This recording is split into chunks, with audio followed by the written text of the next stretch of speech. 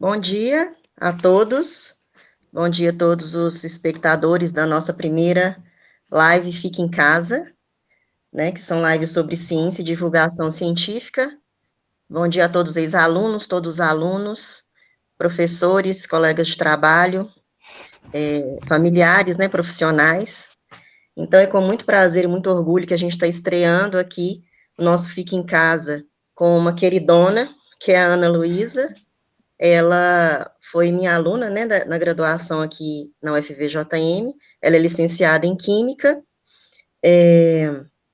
uma pessoa muito querida.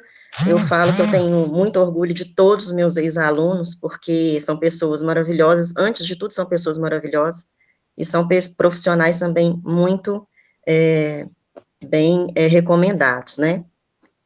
Bom, então, a Ana Luísa, ela possui graduação em Química pelo UFVJM, ela é licenciada em Química, e ela foi bolsista PET, não é isso, Ana? Durante a Fui. graduação aqui, né? Não, na verdade, eu E fui bolsista do CNPq, fui PET um semestre. um semestre, né? Bacana. E ela tem, então, mestrado em Química Inorgânica e doutorado em Química pela UFMG, desculpa. E ela tem atuado na área de Química Inorgânica e Ambiental, principalmente nos temas catálise homogênea, metaloporfirinas, fotocatálise, degradação de contaminantes ambientais e valorização de produtos naturais. Atualmente, ela realiza o pós-doutorado eu não vou saber falar direito, né, Ana, o francês, Universidade mas de é Rennes 1. Université de Rennes, né, na França. Ela está lá na França agora, com a diferença de fuso horário aí de 5 horas, né, e Sim. atua no projeto Degradação de Poluentes Emergentes por Catalisadores Metaloporfirínicos, né. Então, como eu disse antes, a Ana é uma pessoa muito especial, assim como todos os meus ex-alunos. Eu vim mostrar aqui para vocês, olha aqui, Ana, você vai lembrar? Olha o que essa turma me deu na época, olha. Um livro lindo, Pais Brilhantes, Professores Fascinantes, que eu guardo com muito carinho, que eu falo que meus ex-alunos são especiais. Aqui sua assinatura, olha. Aí, ó, em Gente, faz verdinho. tempo, hein, Roque? Vai tá até amarelado, tá vendo? Ó? Tem pouco Já tempo que tem eu 10 formei, né? anos. Pois é, já tem 10 anos. A pessoa formou, fez mestrado, doutorado, já está no pós-doc e brilhando aí. Então, agora eu vou passar a palavra para a Ana Luísa, para ela, né, fazer a sua explanação. Depois a gente volta com algumas perguntas, e quem estiver nos assistindo também pode colocar algumas perguntas no chat também, que depois no final eu vou passar para a Ana e ela responde aqui no final para a gente, tá bom? Então, com a palavra, Ana. Muito obrigada, Roque. Para mim é um prazer estar aqui hoje. As pessoas que me conhecem sabem que eu tenho um amor enorme pela UFVJM e tudo que eu puder passar daquilo que eu aprendi para os alunos da graduação, para vocês, para mim é satisfatório, vai ser um prazer. Muito Então, obrigada. vou tentar colocar minha tela aqui de novo. Vai lá.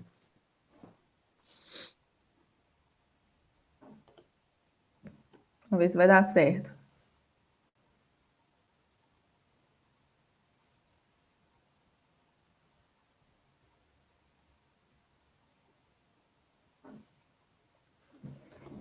Então, gente, bom dia novamente, né? Eu já fui muito bem apresentada aqui pela Roqueline, e hoje eu queria falar com vocês um pouquinho sobre o universo que cercou o meu doutorado, né? Que foi a degradação de antibióticos via processos oxidativos, que hoje pode ser uma alternativa contra os processos de resistência bacteriana. Então, eu separei esse seminário em alguns tópicos. Então, primeiro nós vamos iniciar falando um pouco sobre os antibióticos, o impacto desses antibióticos no meio ambiente. Falaremos um pouquinho também da era antibiótica, né, de onde surgiram os antibióticos, os primeiros antibióticos e como é que eles foram utilizados. Falaremos também especificamente de duas classes de antibióticos, que são as beta-lactamas e as fluoroquinolonas. Abordaremos um pouquinho também dos processos oxidativos que têm sido utilizados para a degradação desses antibióticos, um pouquinho do estado da arte dos processos oxidativos e algumas conclusões em relação a este seminário. Bom, então, primeiramente, né, o que são os antibióticos? Então, segundo o dicionário, os antibióticos, eles são substâncias que são capazes de impedir a proliferação ou de matar micro-organismos, ou seja, são substâncias bacteriostáticas ou bactericidas. Algumas dessas substâncias, elas são produzidas por células vivas e outras são produzidas sinteticamente, visando, então, a cura de infecções. Existem relatos que os antibióticos eles já foram utilizados entre os anos de 350 e 550 a.C., com base em vestígios de tetraciclina que foram encontrados em restos de esqueletos humanos, e também existem indícios de que a medicina tradicional chinesa ela já utilizava ervas com atividade antimicrobiana. Hoje no Brasil, os antibióticos eles são regulamentados pela Agência Nacional de Vigilância Sanitária, a Anvisa, e a Anvisa regulamenta o uso de 12 classes de antibióticos. Eu coloquei aqui alguns exemplos, entre eles os aminoglicosídeos, como mostrados aqui na figura, né? As tetraciclinas, as quinolonas, as beta-lactamas e os nitroimidazólicos, que são alguns exemplos das classes que são utilizadas hoje no Brasil. Mas então, Ana, qual é o maior problema dos antibióticos, né? Então, além deles não serem totalmente metabolizados pelo organismo, cerca de 70% do antibiótico que a gente ingere, ele é excretado da mesma forma que a gente ingeriu, muitas vezes eles são descartados de forma inadequada. Então, você já deve ter visto alguém, por exemplo, descartando, não só antibiótico, como outros medicamentos, né? Descartando no esgoto, ou então no lixo doméstico comum. E esse descarte inadequado no esgoto, ela é uma fonte de contaminação dos sistemas aquáticos, né? Além disso, existem outros tipos de contaminação, que são aqueles causados por rejeitos industriais, né? Principalmente rejeitos provenientes da indústria farmacêutica, e também aqueles rejeitos que são oriundos da agropecuária, visto que os antibióticos são bastante utilizados aí para tratamento de animais e também nos sistemas de aquacultura, de criação de peixes. Além disso, né, os antibióticos, eles são considerados poluentes emergentes, que são aqueles poluentes que não possuem fiscalização dos órgãos de saúde e dos órgãos ambientais. Então, em todas essas formas de contaminação que eu disse anteriormente, os antibióticos, eles vão chegar nos cursos d'água, né, e, consequentemente, eles vão chegar nas estações de tratamento de esgoto, que, por sua vez, não possuem técnicas eficientes para a remoção desses compostos em água. E aí, o principal problema de você ter excesso de antibióticos em água é o surgimento de superbactérias. Então, existe hoje uma preocupação muito grande acerca desse desenvolvimento de superbactérias, né, desse surgimento, e eu trouxe algumas matérias aqui para mostrar para vocês a importância disso e como é que isso tem preocupado principalmente a classe científica, né?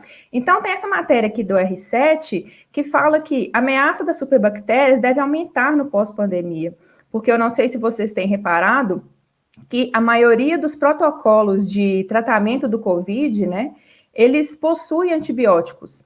Então, tem aumentado o consumo de antibiótico nessa época e isso tem gerado uma preocupação. Tem essa matéria também da ONU que fala que o mundo está ficando sem opções para combater as superbactérias. Isso foi uma entrevista dada pelo presidente da OMS, porque os antibióticos que existem hoje, que são disponíveis, eles não conseguem mais combater esse tipo de bactéria, né? E, por último, essa matéria aqui da agência FAPESP, na verdade, foi um seminário dado pela Ada Yonath, que é uma professora israelense que ganhou o Prêmio Nobel de Química em 2009, e que ela alerta para um dos mais graves problemas da medicina moderna, que é justamente os processos de resistência bacteriana aos antibióticos. E aí ela falou um pouco disso também, do mundo pós-pandemia, e alertou que o mundo pode estar chegando novamente numa era pré-antibiótica se nada for feito para mudar o modo que nós estamos usando os antibióticos hoje, né? Então, quais seriam as alternativas para poder combater as superbactérias? Então, uma alternativa seria a síntese de novos antibióticos, o que não é viável financeiramente para a indústria farmacêutica, além de demandar muito tempo e muito investimento, né? E uma outra alternativa seria a utilização de processos de degradação para a eliminação desses compostos dos sistemas aquáticos. Mas, antes de falar dos processos de degradação, eu queria mostrar um pouquinho sobre a era antibiótica, porque muitas pessoas pensam que a era antibiótica começou com a penicilina, mas não. A era antibiótica começou com a descoberta do Salvarsan, que é esse antibiótico mostrado aqui. Ele foi descoberto por Paul Ehrlich, que foi Prêmio Nobel de Medicina ou Fisiologia em 1908, e ele descobriu o Salvarsan no início do século XX. E o Salvarsan era utilizado para o tratamento de sífilis. Então, esse é o primeiro antibiótico relatado na literatura que foi utilizado para tratamento de doenças causadas por bactérias. Bom, em relação às bactérias, nós sabemos hoje que elas são divididas em dois grupos, né? Que são as bactérias gram-negativas e as bactérias gram-positivas. E a gente pode perceber aqui pela figura que a maior diferença entre esses dois tipos de bactéria está relacionada com a camada de peptídeo glicano, como mostrado aqui em roxo. Ou seja, a parede celular dessas moléculas, dessas bactérias, é diferente. As bactérias gram-positivas têm uma parede celular maior, mais espessa, do que as bactérias gram-negativas. Mas de onde é que surgiu esse nome, né? Gram-negativas e gram-positivas? O cientista que descobriu um método para identificar essas bactérias é chamado Hans Gram. E o método de Gram, ele consiste na identificação das bactérias através de coloração. Então, o que o Gram fez, né? Primeiramente, ele fixou bactérias em uma placa e aí aplicou um corante chamado cristal violeta. E aí, as bactérias ficaram coloridas. Então, ele aplicou o Lugol e, posteriormente, ele fez uma descoloração dessas bactérias com uma mistura de etanol acetona, e aí ele percebeu que algumas bactérias, elas descoloriam e outras bactérias não descoloriam. E aí, então, ele aplicou um contracorante, que é a safranina, e as bactérias que tinham descolorido, elas coloriram novamente com a safranina, e as outras bactérias, elas continuaram com a mesma coloração do início, né? Então, o método de Gram ele foi importante para poder identificar os tipos de bactérias e você pode perceber que as bactérias gram-positivas, que elas têm uma cadeia de uma parede celular maior, né, mais espessa, elas conseguiram, então, absorver o corante inicial. E foi assim que ele conseguiu identificar as bactérias. Bom, a gente entendeu um pouco das bactérias, então, que são elas, e a gente tem que entender também o que é a resistência, né? Então, a resistência aos antibióticos, ela é a capacidade dessas bactérias se multiplicarem na presença de altas doses de antibióticos, mas também é um processo de adaptação natural. E por que essas bactérias, então, se tornam resistentes, né? Primeiro, porque existe uma grande capacidade dela de adaptação ao meio, ou seja, elas é uma adaptação natural, porque ocorrem mutações genéticas, né, com frequência, e também porque ocorre troca de material genético entre as bactérias. Em relação a essa troca de material genético, existem 3 tipos de troca. A primeira delas é o processo de conjugação, onde você tem uma bactéria que ela é resistente, e aí ela passa a informação presente no plasmídio, que também possui DNA da bactéria, para uma outra bactéria que não é resistente. E aí faz com que as duas se tornem resistentes, como mostrado aqui na figura. Também existe o processo de transformação, onde uma bactéria que não é resistente, ela absorve informações genéticas de bactérias mortas e incorpora as informações dessa bactéria ao seu genoma. E também os processos de transdução, onde ocorre a absorção de material genético que é lançado para dentro de uma outra bactéria com a ajuda de um vírus. Então, o fago, ele é um vírus específico de bactérias, né, que atacam somente bactérias. Então, os fagos, eles conseguem entrar nas bactérias, eles incorporam o DNA da bactéria, depois eles saem e conseguem passar o material genético da bactéria para outras bactérias. E assim ela vai perpetuando, então, a resistência entre essas bactérias, né? Bom, então, aqui de uma forma geral, para entender melhor e mais fácil como é que ocorre, né? Então, a gente tem uma bactéria resistente, aqui mostrada em amarelo, por exemplo, e uma bactéria que não é resistente. E essas bactérias começam a se multiplicar e aí ocorre a transferência de genes entre elas. Então, na presença de uma droga, as bactérias que não eram resistentes, elas vão morrer, mas as bactérias que se tornaram resistentes pela essa transferência de genes, elas vão sobreviver e vão conseguir multiplicar ali no meio que elas estão. Bom, em relação aos mecanismos de resistência bacteriana, existem 4 tipos. O mecanismo de permeabilidade diminuída, o mecanismo de alteração do alvo de ação, o mecanismo de bomba de efluxo e o mecanismo enzimático. Bom, o mecanismo da alteração da permeabilidade, ele está muito relacionado com alterações nas porinas, que são canais que ficam na parede celular e que conseguem transportar o antibiótico para dentro da bactéria. Então, se você tem alterações no número de porinas, né, na quantidade de porinas na parede celular, ou no tamanho delas, ou então na seletividade, os antibióticos eles não conseguem entrar e, consequentemente, não conseguem ter ali o efeito desejado, né? Seja ele bactericida ou seja ele bacteriostático. Também existe o mecanismo de alteração do sítio de ação, que é caracterizado pela diminuição ou até ausência de afinidade do antibiótico com o local de ligação. Então, a gente pode ver aqui na figura, por exemplo, os antibióticos estão como bolinha, e aí o sítio de ação está um quadradinho. Então, eles não têm afinidade entre eles e o antibiótico não vai conseguir reagir, né? E essa alteração, ela ocorre muitas vezes por modificações na estrutura da parede celular, por interferência na síntese de proteínas ou até mesmo na síntese de DNA da bactéria.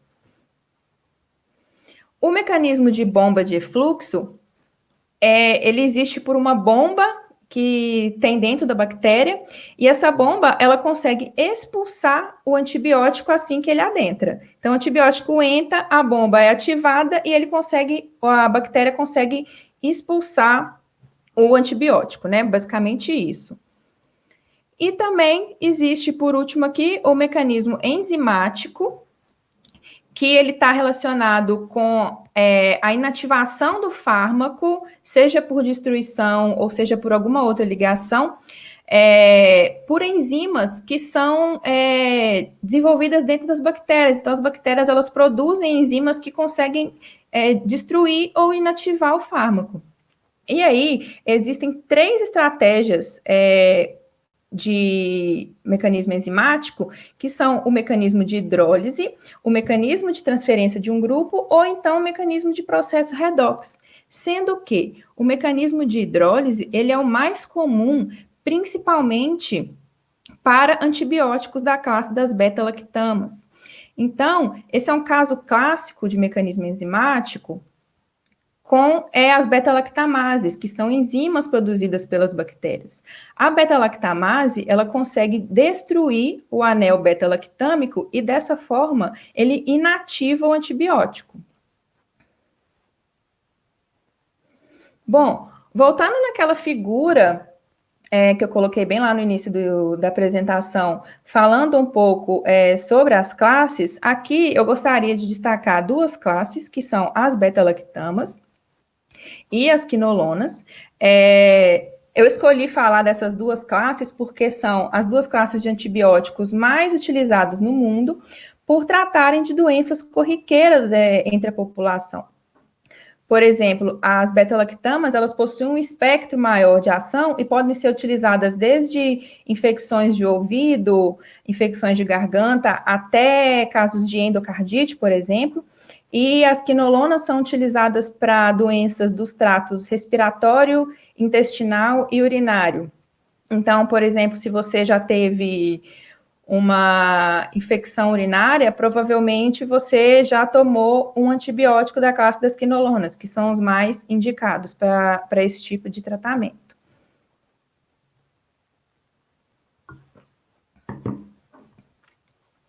Bom, então eu queria falar um pouco rapidamente sobre as beta-lactamas, né?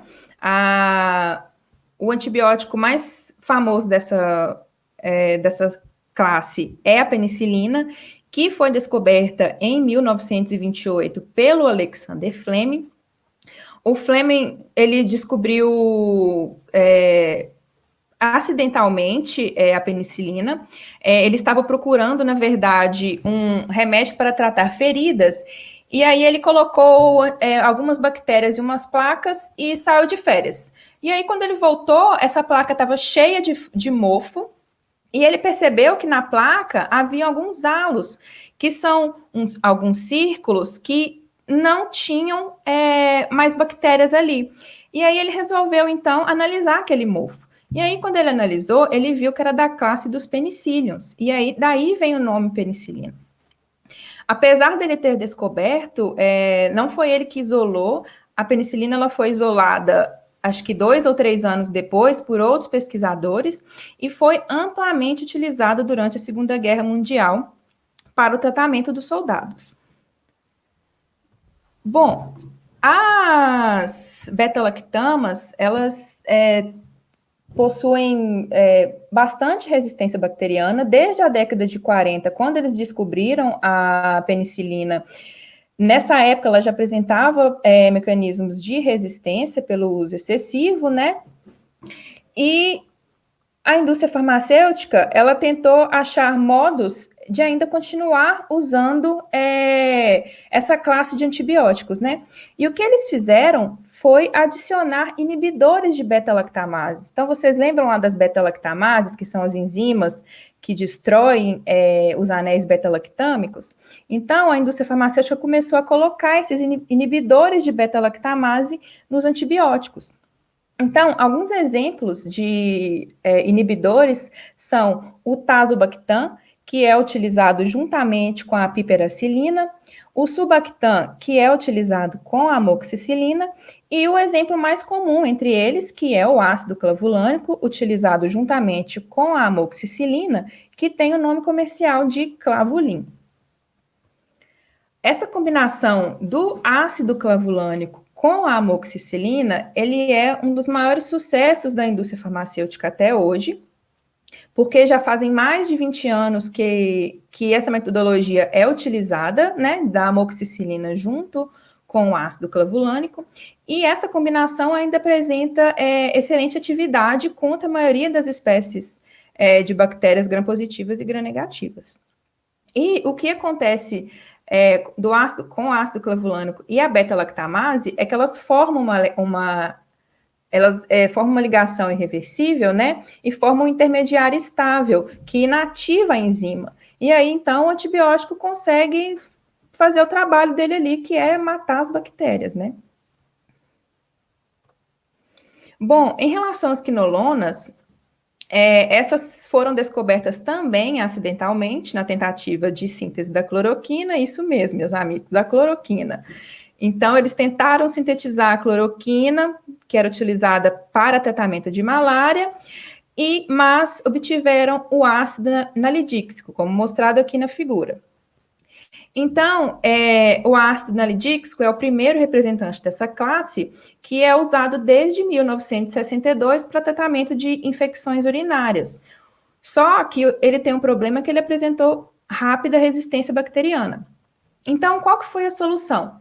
A solução foi a síntese de novas quinolonas modificadas estruturalmente, né, a fim de se diminuir, tentar diminuir, né, o processo de resistência bacteriana. Então, cada grupo, ele tem uma atividade importante relacionada à atividade do antibiótico. Por exemplo, esse grupo R1 aqui, ele tem um fator estérico importante na molécula e ele também pode influenciar na potência. Então, o antibiótico pode ser mais potente ou menos potente, dependendo do grupo que tiver aqui. Essa carbonila e esse ácido, eles são essenciais porque é eles que fazem a interação com o receptor. Então, se você não tiver esses grupos aqui, você não tem o antibiótico, porque você não vai ter sítios de interação. Esse grupo, em X, ele tem uma importância na absorção oral do medicamento, também no espectro de ação e na fototoxicidade. O grupo aqui, R2, ele tem influência no espectro de ação do medicamento e também na síntese de profármacos.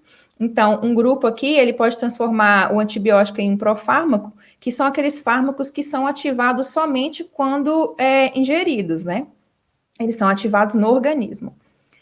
E esse grupo R3, que pode influenciar na potência do antibiótico e também no espectro de ação. Bom, as quinolonas, elas são divididas em 4 gerações, que nada tem a ver com a sua estrutura química, mas sim com seu espectro de ação e também com a cronologia de descoberta deles. E as quinolonas de primeira geração, elas têm atividades contra bactérias gram-negativas. E um exemplo dessa classe é o sinoxacino. Só que essa classe ela é pouco empregada porque ela desenvolve resistência mesmo durante o tratamento. Então, o que aconteceu com as quinolonas de segunda geração? Então, eles adicionaram um átomo de flúor na posição R3, lembra que eu mostrei a posição R3 lá? Então, eles adicionaram um átomo de flúor nessa posição e, assim, os antibióticos começaram a apresentar menos resistência aos antibióticos, conseguiram aumentar a potência dele, né? Aumentar o espectro de ação. Então, a partir da segunda geração, as quinolonas passam a se chamar fluoroquinolonas, porque essa posição R3, ela passa a ser uma posição fixa do átomo de flúor. Então, essas fluoroquinolonas de segunda geração, elas são utilizadas para tratamento contra bactérias gram-positivas e gram-negativas em vias urinárias e intestinais. E um exemplo dessa classe é o ciprofloxacino, que é um dos antibióticos mais utilizados da classe das fluoroquinolonas. Então, as fluoroquinolonas de terceira geração são utilizadas no tratamento contra bactérias gram-positivas e micobactérias no trato respiratório, e um exemplo dessa classe é o mixifloxacino, como mostrado aqui. E, por fim, as fluoroquinolonas de quarta geração, que possuem ação contra bactérias gram-positivas e gram-negativas, e um exemplo dessa classe é o gemifloxacino. Bom, hoje em dia, vários processos oxidativos, eles têm sido estudados para a degradação não só de antibióticos, mas como de vários outros contaminantes ambientais em meio aquoso, né? E entre todos esses processos aqui, os que mais têm sido estudados são os processos fotocatalíticos, os processos de ozonização mediados por ultravioleta e os processos fenton e fotofenton. E todos eles têm em comum a geração de radicais hidroxila, né, que são processos oxidativos avançados. E aqui eu vou puxar um pouco de sardinha para o meu lado, né, e falar um pouquinho também que os catalisadores metaloporfirínicos, eles têm sido utilizados também na degradação de contaminantes. Então, vou falar um pouquinho desses processos oxidativos que eu citei anteriormente, e vou começar pelos processos fotocatalíticos, né? As fotorreações, é verdade. Então, existem os processos de fotólise e de fotocatálise, sendo que o processo de fotólise está associado à dissociação de moléculas orgânicas por efeito de radiação eletromagnética, né? Ou seja, por luz. E os processos de fotocatálise, que você aumenta a velocidade de uma fotorreação pela ação de um catalisador. Então, se você quer lá degradar um contaminante, independente de ser antibiótico ou não, se você aplica luz, são reações de fotólise. Se você aplica luz na presença de um catalisador, são reações de fotocatálise. Sendo que as reações de fotocatálise têm sido amplamente utilizadas, principalmente na presença de dióxido de titânio. Existem também os processos de ozonização mediados por ultravioleta, né? O ozônio, ele é um oxidante muito energético e ele é amplamente utilizado em processos de degradação de compostos orgânicos. E também os processos Fenton. Os processos Fenton, eles utilizam ferro como catalisador na presença de um agente oxidante, que costuma ser peróxido de hidrogênio, mas também outros catalisadores metálicos, né? Outros metais de transição podem ser utilizados para esse fim, e essas reações, então, ganham o nome de reações Fenton-like, né, igual ao Fenton, que promovem a mesma coisa, na verdade. Bom, e em relação às porfirinas, né, as porfirinas, elas são macrociclos, né, como está mostrado aqui na figura em A, de origem natural, e a estrutura dela consiste em um polieno cíclico que é unido por átomos de carbono com hibridação sp2.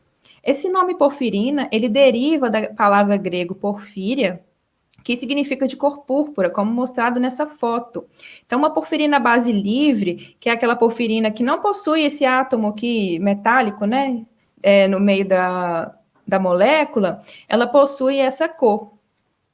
Essa estrutura mostrada aqui é a estrutura da ferroprotoporfirina 9, que é o sítio ativo do citocromos P450.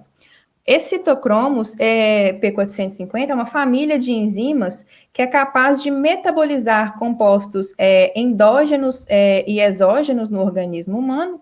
E quando a gente utiliza porfirinas como catalisadores, a gente quer imitar esses processos que ocorrem no organismo humano. Então, eles são chamados de modelos biomiméticos, né, que imitam o que acontece biologicamente. Então, as porfirinas que são utilizadas como catalisadores são chamadas de modelos biomiméticos do citocromos P450. Bom, eu coloquei aqui alguns artigos do meu grupo de pesquisa, vou vender meu peixe novamente, porque o nosso grupo de pesquisa ele é pioneiro nesse tipo de reação envolvendo catalisadores metaloporfirínicos na degradação de antibióticos, e a gente tem alguns trabalhos, não só de antibióticos também, mas de pesticidas que a gente também tem estudado, né? E a gente tem resultados fantásticos nesses tipos de reação para degradação desses compostos, e se vocês quiserem ver, é só tirar um print aí da tela, ou então me perguntar que eu posso mandar os artigos, caso alguém queira dar uma olhada.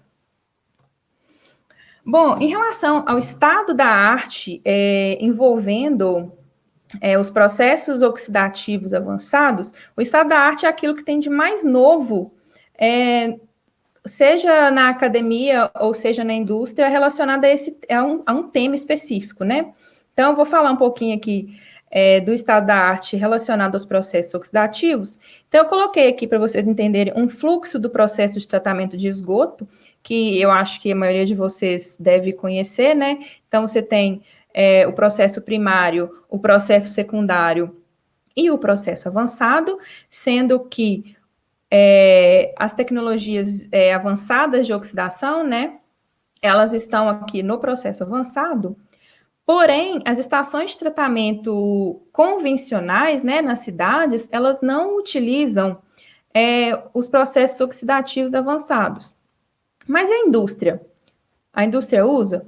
Pode ser que sim, pode ser que não. Algumas utilizam isso dentro de plantas específicas, dentro de empresas, mas a maioria tem plantas comuns de tratamento, ou então despeja todo o seu esgoto na rede fluvial comum, não é? Então, eu coloquei aqui alguns exemplos de plantas que têm sido utilizadas, que têm utilizado processos oxidativos avançados. Então, existem algumas plantas que utilizam tanto processos químicos quanto processos biológicos concomitantemente, né? Nesse caso aqui de reações de fotocatálise juntamente com bioreatores de membrana, principalmente em indústrias de celulose e indústrias têxteis. Também existe a utilização de processos fotocatalíticos em plantas de indústria farmacêutica, principalmente utilizando o dióxido de titânio, TiO2. E no Brasil, existem algumas plantas que utilizam processos de ozonização, que é o processo mais comum, principalmente em indústria têxtil. Bom, como conclusões, então, gerais dessa apresentação, eu queria falar para vocês que os antibióticos, eles foram uma das maiores descobertas da humanidade, né, e que salvaram e ainda salvam milhões de vidas todos os anos, porém, esse uso indiscriminado, ele tem acarretado vários problemas de saúde pública e também ambientais, né, que devem ser avaliados com uma maior atenção pelos governantes.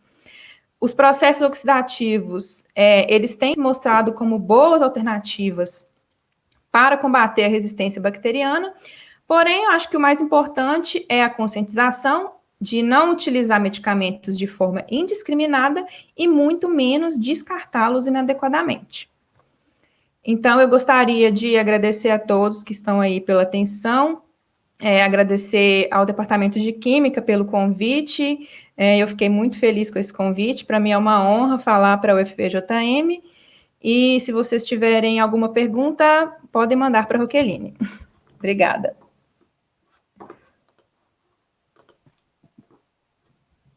Obrigada, Ana. Muito obrigada pela apresentação. Nossa, eu aprendi muito e também fiquei até com um pouco de medo, né? Se eu for pensar na questão da resistência, né, dos micro-organismos, não só de bactérias, mas também fungos e vírus, né? Sim. Pelo uso indiscriminado e descarte também indiscriminado no meio ambiente. Sim. A gente fica até com um pouco de medo. Principalmente, né, pela ótima explicação que você deu sobre os processos de resistência, né? Uhum. Foi muito didático, achei muito pertinente, porque uma vez também no meu doutorado, uma parte do meu doutorado foi no sentido de tirar uma substância natural da planta, fazer uma alteração em alguns grupos funcionais para avaliar a interferência, avaliar farmacologicamente, né, digamos assim, essa modificação estrutural. E em alguns sítios da molécula, alterava a fusão, na verdade, da substância na superfície da célula, como eu vi também que tem uns casos assim, né, na questão das bactérias. Sim. E a modificação em alguns outros grupos funcionais alteravam a toxicidade ou o material genético desse micro-organismo dentro da célula. Sim. Que isso é muito interessante, muito legal. Então, eu acho assim, que a gente também tem que ter uma consciência, porque no uso, né? No uso, assim, às vezes a gente fica achando ruim que, eu só consigo antibiótico agora via receita, né? Mas a pessoa é extremamente importante. Super, assim, super, né? Parece até um filme de ficção científica, né? Que o Sim. mundo vai acabar com as bactérias, não sei o quê. Mas se você for olhar, perigoso. não é tão distante assim, não. Não é tão distante, não. Não é não. Bom, eu gostaria de fazer, então, umas perguntas para você. Parece que a gente tem também pergunta pelo chat, né? Sim. Então, primeiro, agradecer muito novamente, né, a sua apresentação, foi excelente, muito obrigada mesmo, foi maravilhoso. Eu tenho uma dúvida no seguinte sentido, porque quando você fala que tem dois tipos de antibiótico, né, os bacteriostáticos e os bactericidas, né? Então, o bactericida vai matar a bactéria. Bacteriostático só vai ele vai inativar, inibir que ela, assim. ele inibe que ela se prolifere. Isso, exatamente. Tem algum estudo sobre o melhor antibiótico no caso, a ser ministrado pelas pessoas pensando na degradação dele no futuro? Será que existe algum estudo assim, nesse sentido? Nossa, Roqueline, eu nunca ouvi falar. Né? Aí, ó, Você tá fala vendo? Seria uma da coisa para estudar. facilidade dele ser degradado depois de consumido, não sei. Ou então Isso. aumento de metabolismo, talvez. Também, né? Seria uma parte interessante também que a gente poderia pensar em estudar, né? É, Assim, eu nunca parei para para quem é da pensar nisso. área, né? É, Né? É, e assim, a degradação, pelo que você me falou, é super importante, né? Lá no meio ambiente, a degradação do antibiótico ou do resíduo, né? Que foi liberado pelas pessoas, que vai para o esgoto, é super importante. Mas uhum, você também chamou atenção, durante a sua apresentação, para o fato de terem vários segmentos, né? Que trabalham também estudando da ciência, né? Que também trabalham estudando a descoberta de novos bactericidas e uhum, antifúngicos, né, antivirais, e também é muito importante, né? Aí, como sim, você disse, né, eu vou puxando a sardinha para o meu lado, eu também vou puxar para mim, a minha sardinha, né, dos produtos naturais, né, que acaba que em torno de 80% de todos os medicamentos existentes são, pelo menos, baseados em produtos naturais, né, se não são sim. diretamente produtos naturais ou com pequenas modificações, foram pelo menos assim, usar o molde do produto natural para comercializar um certo medicamento, né? Sim, essa área de produtos Então, naturais é muito importante, né? Ela é uma área estratégica do CNPq, inclusive, uhum, então que precisa de mais atenção, acho que precisa de mais atenção, porque a gente pode tirar muita coisa, ainda mais com esse bioma maravilhoso que tem no Brasil, né? não é? Uhum, Especialmente aqui nessa região de Diamantina, sim, que é único, né? Encontro uhum, de Mata Atlântica com Cerrado gera um bioma único aqui nessa região. sim, Então, é muito importante, né? Esse estudo de descobrir também, além da degradação, mas também de descobrir novos medicamentos que sejam, que combatam essa resistência, né? Porque, sim, como você mesmo disse, é um problema muito sério e iminente, né? sim. O Então, problema além disso, a gente tem vários. desse negócio de novos fármacos, né, que existem várias etapas. Então, às vezes, as pessoas, os cientistas estudam muito novos antibióticos, novos fármacos de uma forma geral, né?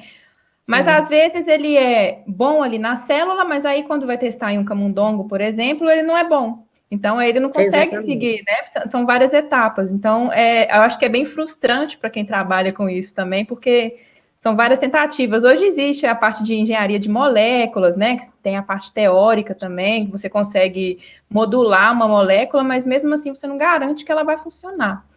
Então, é Exatamente. muito na tentativa e no erro, né? A pessoa pensa numa estrutura ali, tenta sintetizar e vai testar.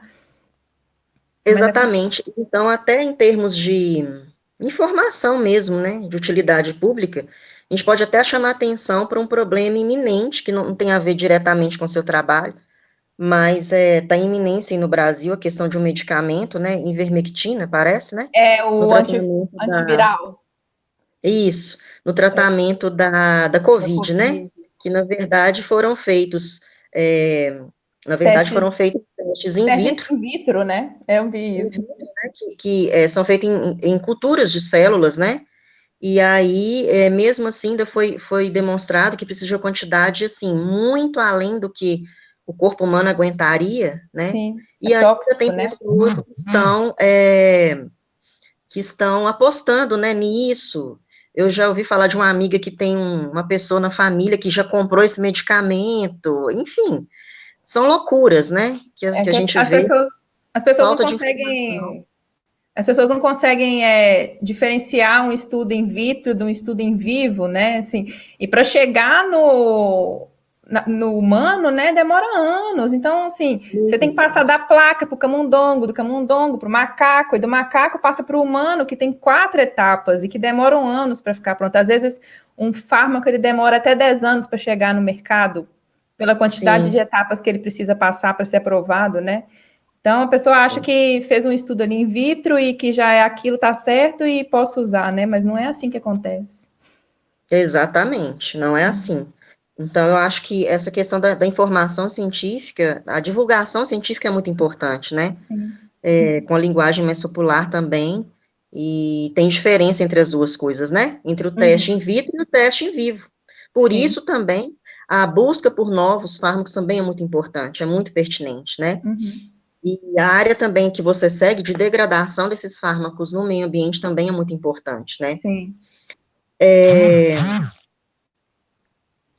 bom, eu gostaria de saber se tem, né? Porque você falou de algumas. Só um minuto. Tá me ouvindo bem? Sim. Sim? Só um minuto que tive um problema aqui no meu áudio. Peraí.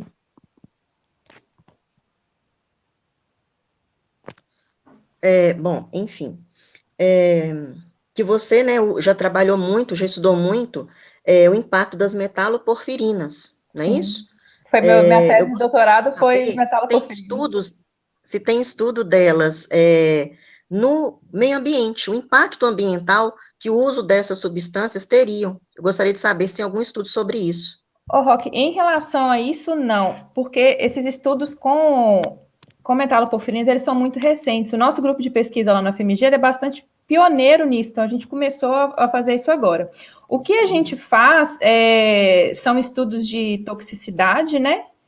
E aí não apresenta toxicidade nenhuma, até porque elas são destruídas ali. A gente usa uma quantidade excessiva de oxidante e a porfirina acaba que ela é destruída. Então, Sim, teoricamente, não tem nenhum impacto por enquanto, né? Assim, pensando nos testes que a gente já fez. Mas não é certo de sim. falar, porque a gente não tem nenhum estudo maior envolvendo isso, né? Então teria que ser um estudo maior, envolvendo uma planta de tratamento, talvez, para poder fazer o teste. Mas a Ok, priori não. ok.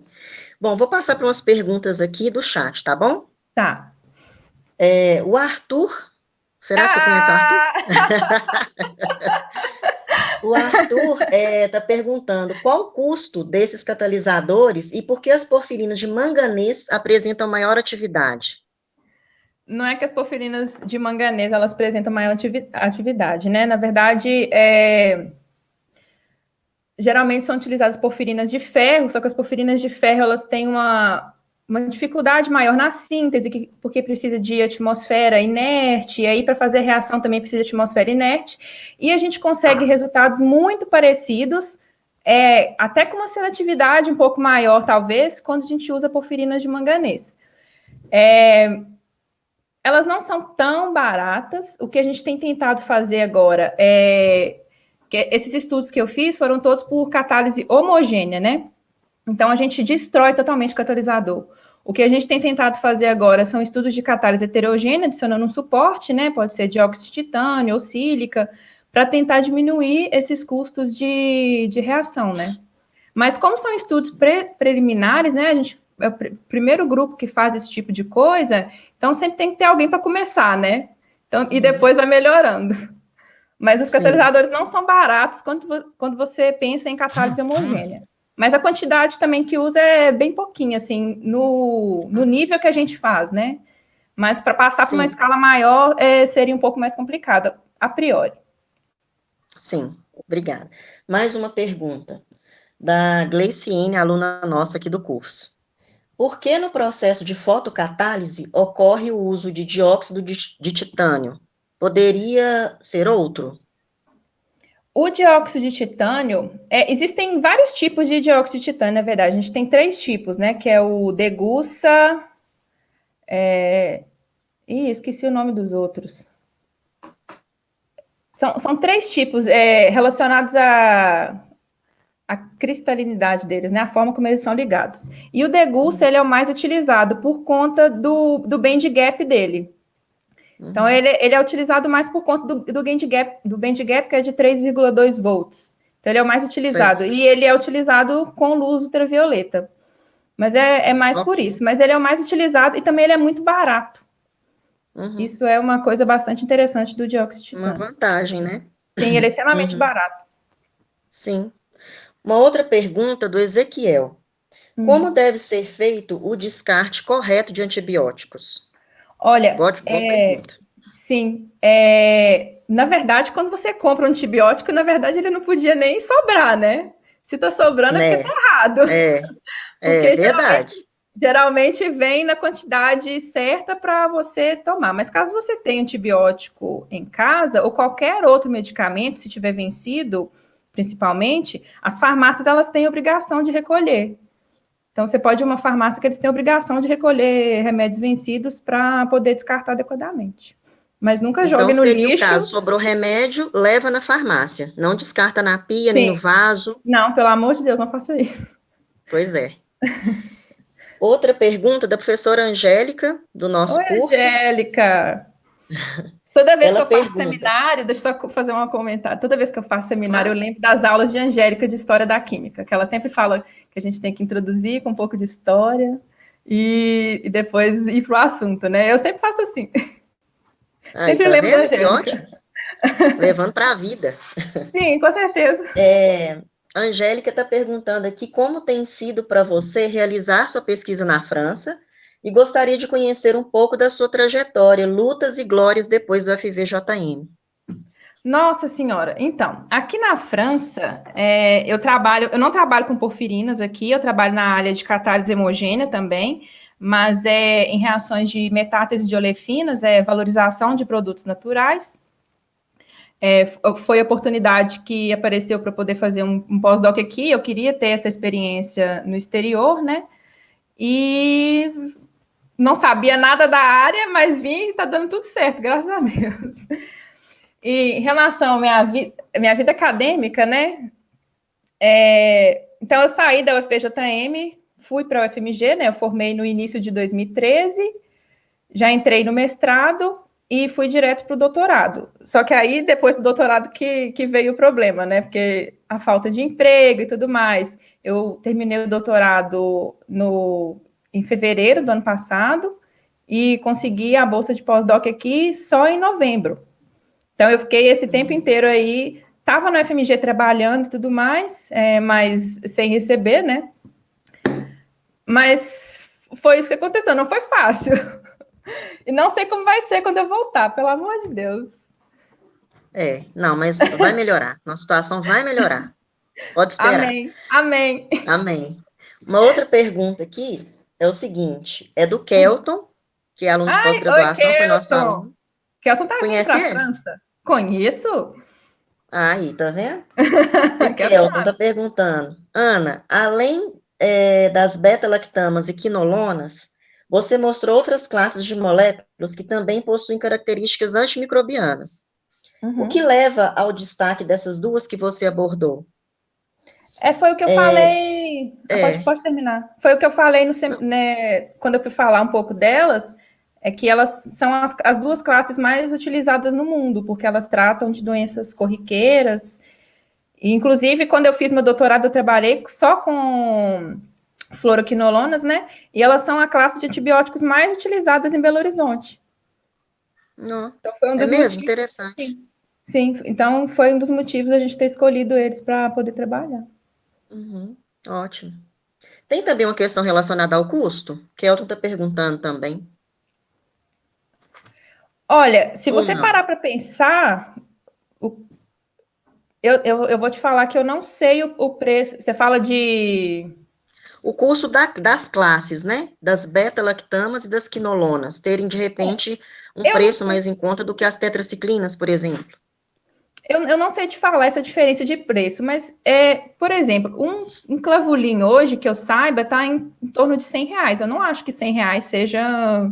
Que é o clavulin é o ácido clavulânico com amoxicilina, né? Então, eu não acho que R$ 100 seja barato, né? Não, não é. Então, eu acho que não está muito relacionado com o custo, não. Eu acho que está mais relacionado com o espectro de ação delas mesmo, Com eficiência, né? com a eficiência. Né? Sim. E mais uma pergunta do Nehander. O Nehander Conheço o também foi Nerander. Oi, nossa. Nerander. É o Neco? Isso, isso. Ele pergunta o seguinte, né? Te parabenizando, excelente apresentação, parabéns. Como você caracteriza os catalisadores? Como você poderia caracterizar os catalisadores e qual seria a técnica utilizada? Você fala para as porfirinas? Acho que sim. A Então, pergunta veio assim. quando é Depende muito do catalisador. Então, se a gente for usar um catalisador de titânio, por exemplo, a gente pode fazer microscopia eletrônica de varredura. Com porfirina, se ela for uma porfirina base livre, que não tem metal, a gente pode fazer RMN, infravermelho, massas, CHN, né, que é a análise elementar. Então, são todas as técnicas comuns de caracterização e alguns outros materiais podem usar umas técnicas de microscopia mais avançadas, mas basicamente são as técnicas comuns de caracterização de compostos Entendi. orgânicos. Sim. Bom, Ana, cessaram aqui as perguntas, então gostaria muito de te agradecer a sua disponibilidade, né, mesmo estando aí na França, com 5 horas de diferença no fuso horário, mas eu queria muito te agradecer a sua disponibilidade, a sua excelente apresentação, dizer que a gente aqui, como professor do FVJM, só tem orgulho de todos vocês, ex-alunos, né, vendo vocês brilhando aí, sendo pessoas e profissionais excelentes. Muitíssimo obrigada, viu? Tudo de bom, muito sucesso para você. Obrigada. E eu gostaria só de dar um recado aqui, que o pessoal disse que aqui no chat, gente, quem está assistindo, tem um formulário do Google para presença, tá? Para frequência, para depois a gente emitir o certificado, ok? Então, preencham, por favor, o formulário que está aí no chat, ok? E lembrando também que as nossas lives, né, com divulgação científica e sobre ciência vão acontecer todas as quintas-feiras, às 19 horas, excepcionalmente a da Ana foi hoje 10 horas, por causa da questão do fuso horário, né? Senão ela é apresentar de madrugada, né, Ana? Sim. Aí não rolava. Mas na próxima quinta nós já temos também uma programação, a gente vai deixar no Instagram, tá, para vocês, com ampla divulgação. No mais, só agradecer mesmo e muito sucesso, Ana. Muito obrigada. Eu queria agradecer novamente pelo convite. Eu fico muito feliz de falar com vocês. Assim, eu tenho um amor enorme pela UFVJM e sempre que eu puder ajudar, eu vou estar à disposição. Beijo, Ana. Tchau. Obrigada, pessoal.